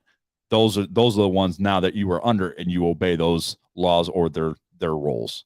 So, and, going back to what I said earlier about, if you have a spouse that is more like, well, you just don't love my family. Cause I'm thinking of of like I'm thinking of a wife, right, where it's like she did everything. She has super tight relationship with her dad. I'm getting ready to get into that. That's going to be my second and all question. these different things. And the fact of, well, I want to do all these things with our family. Sure. I think you need to come at it at a certain. Yes, if you love your wife, you would be a part of that. But I also think you need to be willing to have these tough conversations, not where it's like, and not blow it up, where it's like, I can't believe all you want to do is be with your parents, and you never think about me and all these different things. I think if you approach this conversation with gentleness and respect, and with all humility, and have a conversation like, hey, here's the deal. I know you love doing things with your family, but at the same time, I want to make memories that are just us. Like, what can we do to honor this while also respecting that? And that's a real conversation that Janelle and I had to have. 100% a real conversation, because she loved to do everything with her family and wanted to do everything. And I said, that's a good sign. When you marry into a good family, that's a good sign. It's a great thing. But there's things that's like, I want to do this as a core unit to build these memories as a core unit. And not that I don't want to do that. And it's not because I don't love my in-laws. It's because there's some things that it's like, I want to establish this for us. And it's not because I love them or dislove them, or I just want to get away from them, or I only want it to be us because I'm selfish. It's because, no, I want some memories to be just the core memories. And I think that's where you and I are very different, where like, cause I was raised by a single mom for most of my life, looking back. And I mean, my dad passed away when I was 10, but my mom was one where after dad died, most traditions stopped. Like, like for Christmas, that was super hard. I mean, the holidays after you lose like a spouse is, I mean, I don't know what it's like, but it's awful. And so what it's like as a son, though. Yeah, so. Well, it's true. But like, so Christmas, the very last Christmas that we had with dad, he took me and Amanda to go see Lord of the Rings, the fellowship there. I know I talked about this in the podcast. So that became a Christmas tradition. And we started going to the movies because it was just easier for mom just to get out and not even think about it. Yeah. And so for me, it was easy to make my own my own traditions, because we didn't really have any. Right. Yeah. I mean, that's a lie. We had some. Don't get me wrong. We had some. Yeah. But there's a level of with church life of traditions with that. Well, as a pastor, I was on staff. I had to be at these things, so that became tradition. But it was also more of when Beth and I make decisions. It's not like, oh, well, my mom always does this. We got to figure out selective. How can we bring mom along into this? Yeah. That's more of the conversations we have. But so I haven't had to deal with the conversation like what you and Janelle have, because every person comes from a different background and perspective. And so here's kind of where I'll land my plan, unless you have more questions. Don't land the plane yet. Okay. Well, then here's the thought. I'll have a thought then. Okay. And so I want people who are listening to this podcast to look at your own relationship with your own spouse and ask the question of, okay, so what is from my childhood and from my past that's causing me to put these reflections onto my spouse? Or you might be one, it's like, I have a great family relationship with my parents.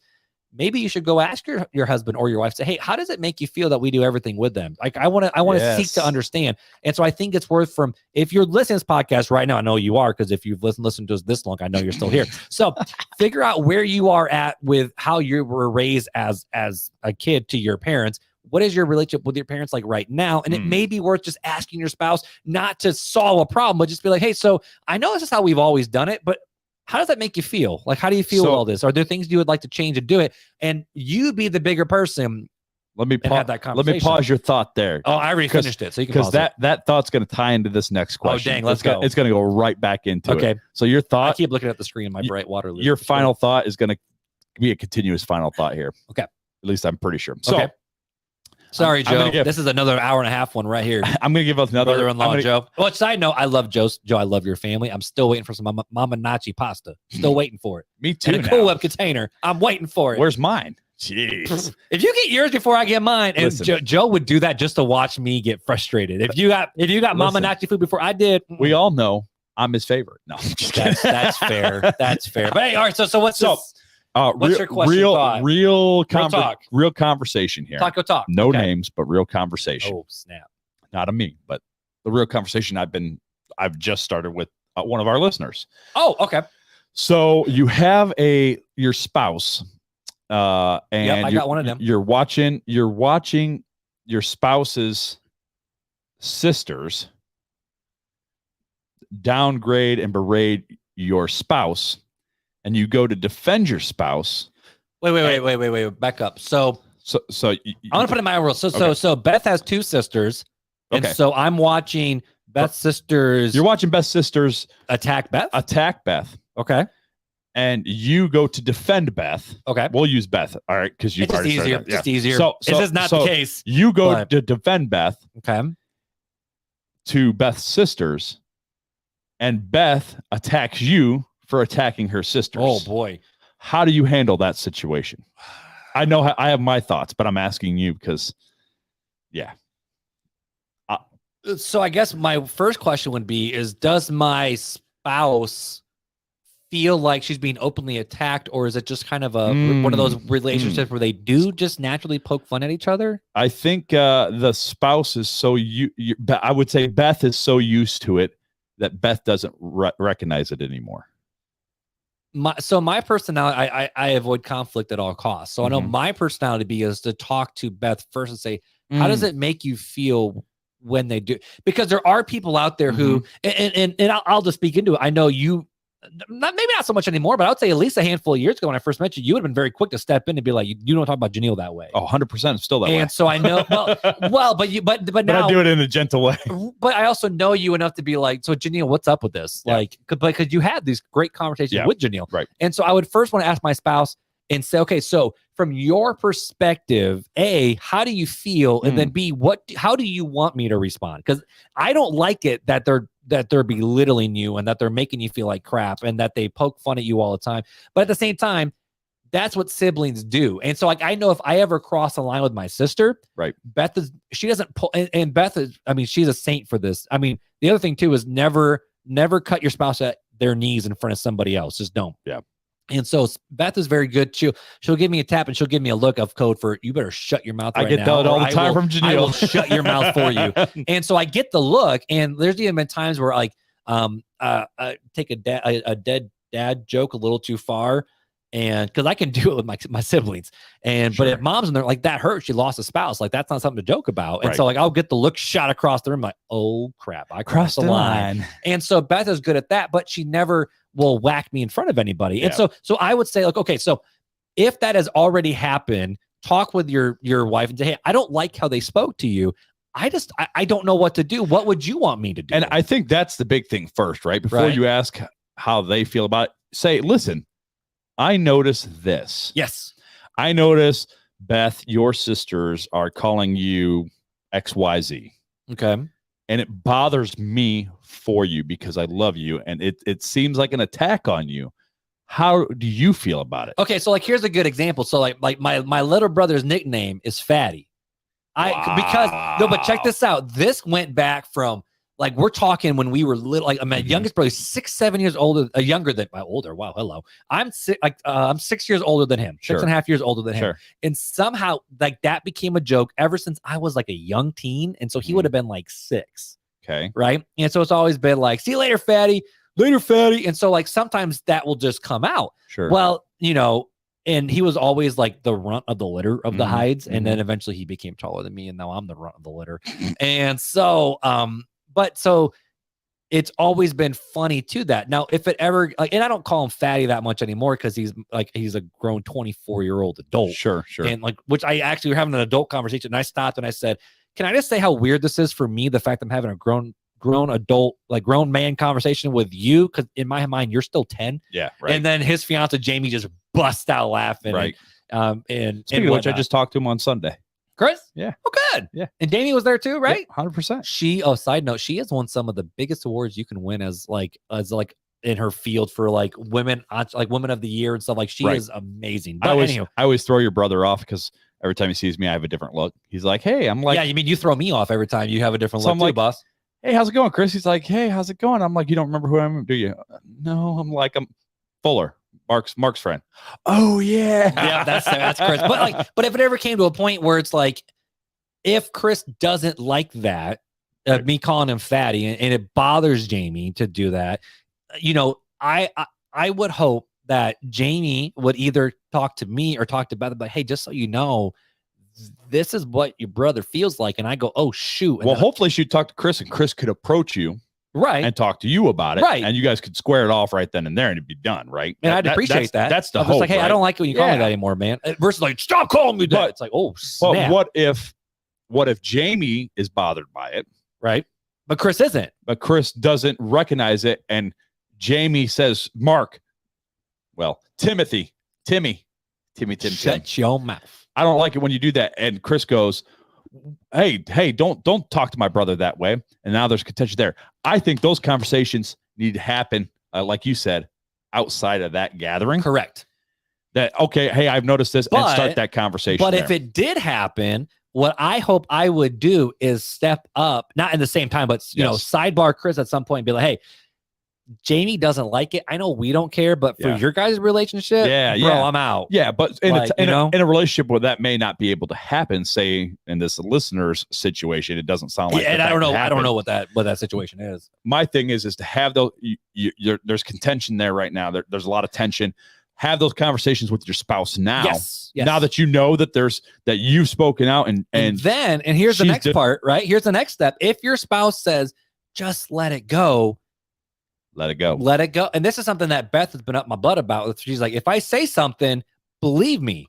And so if I say it doesn't bother me, but if not everybody's that way either. That's true. Beth, I love the fact that Beth is a straight shooter. Beth is a straight shooter. So not everybody's that way. And sometimes it may bother them, but they're non-confrontational. So it's not worth it. They're like, let it go because I don't want to get conflict. If you sidebar your spouse in a safe place when they're, let's just be honest, well rested and well fed, you're ready to have a good conversation. Well, that's the thing. So aka go to Chipotle and have this conversation. Sometimes just say, say something after, like you say, wait for a different time, right? Yep. Maybe that's not the time.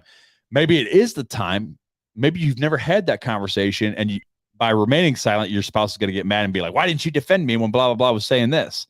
Well, okay. So maybe step into it and be like, hey, let's not do that right now. Or, hey, maybe that's not the nicest thing to say it there. And then if you've never had that conversation with what I'm saying is deal with that conflict where you see somebody mistreating your spouse, deal with it in a gentle, loving manner to where it doesn't tick off your spouse.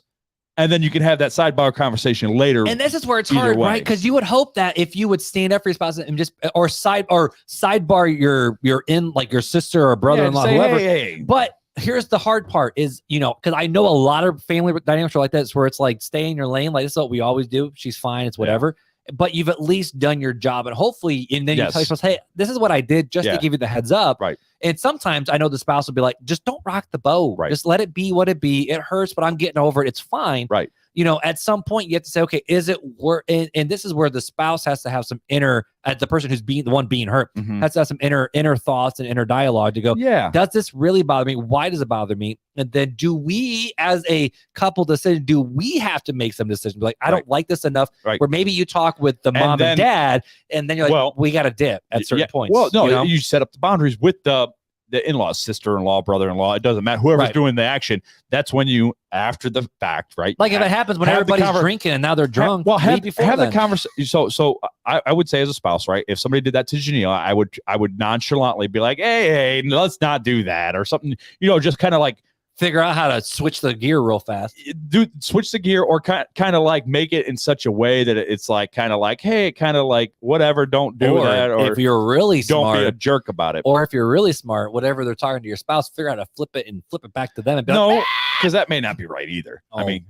Maybe Juice wouldn't do that, but that's my first instinct. But what I'm saying is, you can defend your spouse without being attacked and just be like, hey, none of that. And then have the conversation afterwards.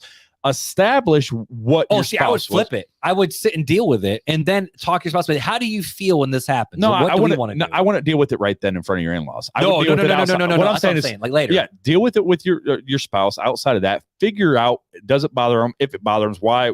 Go through that whole thing, and then if it does bother them, and they do want your help defending because they don't know how to handle it, or because of the hurt for so long they've just dealt with it, they've stuffed it. Then go. There is a lot of that. Then go next time you're together with those people, and say, hey, listen, I want to lay this out here. There's some boundaries. Can we not do this? And lay it out there. Lay out the boundaries before it starts again. And a lot of people establish the boundaries. And hopefully they will listen. But a lot of people will laugh and reject the boundary. But and this is where it goes back to it. They reject it until you stick to the boundary. Right. So you got to be, and here's the other thing too, is, again, go back to policies made in the light of day. Talk with your spouse. Like, okay, so when this happens, how do you want me to What do you want us to do? Right. Do you want us to just get up and leave to make a point? Like in terms of like, all right, you guys, we're going to establish this. You want me to say something? Do you want us to bounce? Do you want us to leave? How do you want us to handle this? Because remember, it's their family. And then you support whatever. If they want to, if they want to deal with it, if they want to be the one that says something and walks out, You support it. If they want you to do it, you support it, and figure out exactly how you want to handle that situation together as a team. Right. And for my family, if y'all, I think Joe's really the only one that listens. So, or if Hey, Joe, I know Jamie, I just called her out. She's in the Facebook group. I love you, Jamie. So Jamie, if you're listening too, if I'm the oldest brother, if I say something that I think isn't fun, but is not, I would hope someone comes to me and says something, whether it's my sibling or their partner, like 100%. Like if I'm saying something to Amanda that Amanda doesn't like, and so Joe, I'm giving you full permission right now to be like, Amanda doesn't really like it when you do that. Dude, awesome, cool. Now Beth is very good about it. You're not a toxic relationship. I sure dang hope not. I'm not a toxic. I mean, I would hope not too. I would hope that anybody, we're not talking about my ex. We're talking about me. If you and I are joking around and I go too far, I would hope that you would be able to feel comfortable enough to come tell me. I hope we don't have a toxic relationship. It's like, no, man, I don't mean to hurt you at all ever. So that's just. But I think that's where it goes back to. And with yours and my relationship, we both love each other to the point of, love covers a multitude of sins. Right. And has there ever been times when you've crossed the line on me? I don't think so. But I mean, I would hope not. And I hope if I did, you would say something. But there's also the level of, okay, so if this is how That's not true. I crossed the line one time and you paused me. Oh, on air. You paused me right there. I crossed the line and you paused me, and that was it. And we squashed it right then and there. I was like, okay, sorry. Yeah. No, but going back to the just in-laws and these conversations, I think it goes back to, and these are the verses that I think people should listen to and glean from, are the ones that we talked about with 1 Peter 4:7, where it talks about above all, maintain constant love for one another, since love covers a multitude of sins. Yeah. And then into Ephesians 4, it talks about, and be kind and compassionate to one another, forgiving one another, just as Christ also forgave you, because you understand what Christ did for you. 100%. You do it for others. Yeah. James 1:19-20, slow to speak, slow to wrath, quick to listen. God gave you 2 ears and 1 mouth, because you got to listen twice as much as you speak.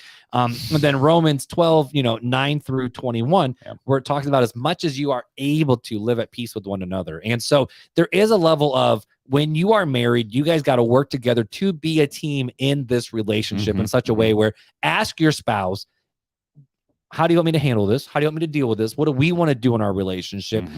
Here's another one. Here's a hard question. Do I seem to love my family more than I love you? And what does that look like? And sometimes we end up accidentally marrying toxic people too. And so you got to be willing to have that conversation when the time comes as well. Yeah. But you also got to make sure you love your wife the way she needs to be loved. You love your husband the way that he needs to be loved. And it's going to be different. This is where the love languages come in. Every single person is different. So your wife may say, I don't feel loved when we ditch our family for family holidays. And you go, okay, well, I get that. I understand that. But here's where I'm coming from. And then you have the conversation. That's right. Come together and seek to understand one another. And then, it might take some work. It's not a conversation that happens just once. It might be over years until you guys figure out what the heck you guys want to do in all of this. But if you are seeking to love your spouse in the way that Christ loved the church, I'm even going to say, wives, if you love your spouse the way Christ loved the church, and husbands, if you really love your wife the way Christ loved the church, you're willing to submit yourself underneath them to say, how can I serve you better in this way? That's all I got, boss. Hey, sounds like a good way to end it to me. Oh, fun fact of floor time. Let's go. Time for fun facts with February. Well, a long episode. I've got a really short fun fact. We need to go for a Joe Rogan experience.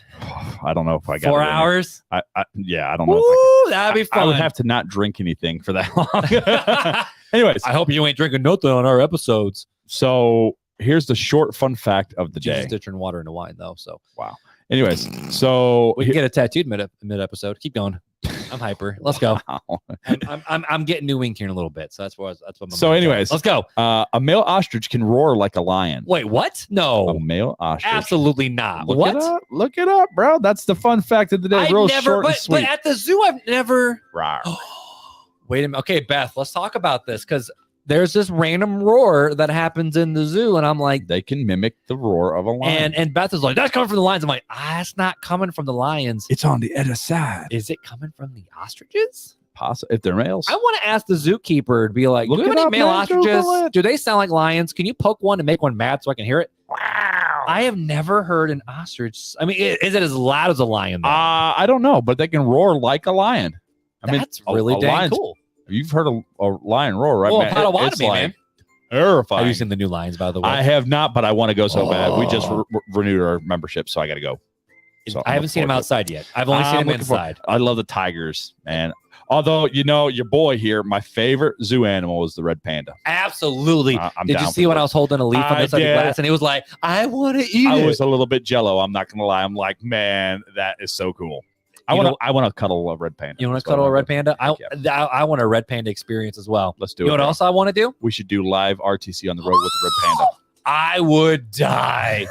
Oh, You're like, man. look, you guys could get like we feature you on the show and you let us hold the red pandas and everybody's happy. Everybody is happy, including everyone over in the Facebook group where everybody That's hangs out after, before, and maybe during the show. Who I don't knows? even know. But if you are not a part of the online Facebook community, I would encourage you jump over there. There are so many people in there who are just like-minded like you, whether they're new to the faith or they're old in the faith. I'm talking about you, Rodney Buse, and so many other people in between. There's so much to just glean and have fun in that community and ask any question that you have. So make sure you check out that online Facebook community. And if you haven't already, check us out on YouTube. Go over there now, hit that subscribe button and the bell notification. So when we're on, you're there. You can see us. You can see us in our pretty faces And our Waterloos. So when you And our coffees and our waters. I have 3 beverages listen, tonight. if you go to YouTube and subscribe, and when you see us all the time, then when you catch us out in the wild, aka out in public, you know exactly who we are, and then you can be like, bros, and then I love it. Cool Also, guys, leave us a podcast review anywhere you can, specifically Apple Podcasts and Spotify. And if you do, let us know. We'll get you a mini swag bag in the mail. That's right. Just like always, we love you guys. And until next time, Take it easy.